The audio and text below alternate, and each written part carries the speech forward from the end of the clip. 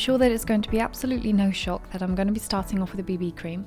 This one's a little bit thicker than the usual BB cream I use. Normally I use the Skin 79 BB cream or the Claire's BB cream. This one is a little thicker than both of those because today I just want some more coverage than I normally go for. So once that's all blended out, I'm going to start on my brows. First thing I want to do is brush through them, and then I'm going to fill in any of the gaps.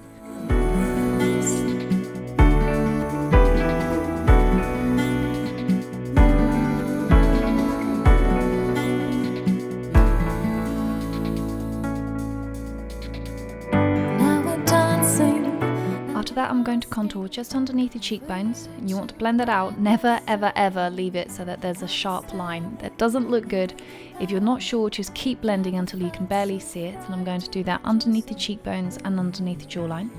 Now for the cheeks, I'm going for a baby pink colour, and you want to run that from the apples of the cheeks outwards and then also down the apples of the cheek as well. And you want to blend it out so that it's a barely noticeable colour, but you still get a slight flush of baby pink. Now for the lids, I'm going to apply a primer and blend that out with my fingers.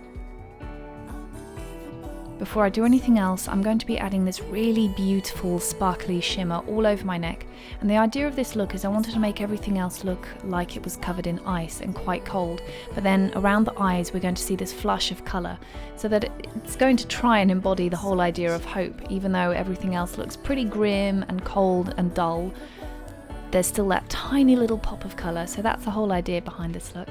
So after I've brought that up along the jawline and then onto the ears as well, I'm going to cover the lid in green, and then we're going to be using a darker shade of green on the outer corner, work that into the lid and then all the way into the inner corner and connect that up to the brows and then down along the bridge of the nose and on the outer corner of the lower lid.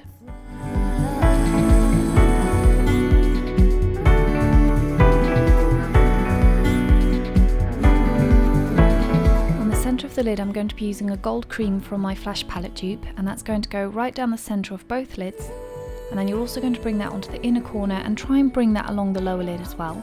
Now moving on to black eyeliner, the idea of this is you want to follow the lower line, so imagine that you're drawing a line along the lower lid and then that's got to wing out, and then you're going to blend that colour. Do exactly the same on the outer corner, so it's very similar to a cat eye but not quite. You're going to blend it. I'm going to bring the shimmer a little bit further up my face before I move on to the lips. Now for this I'm going to be using a colour which is very close to my own natural lip colour.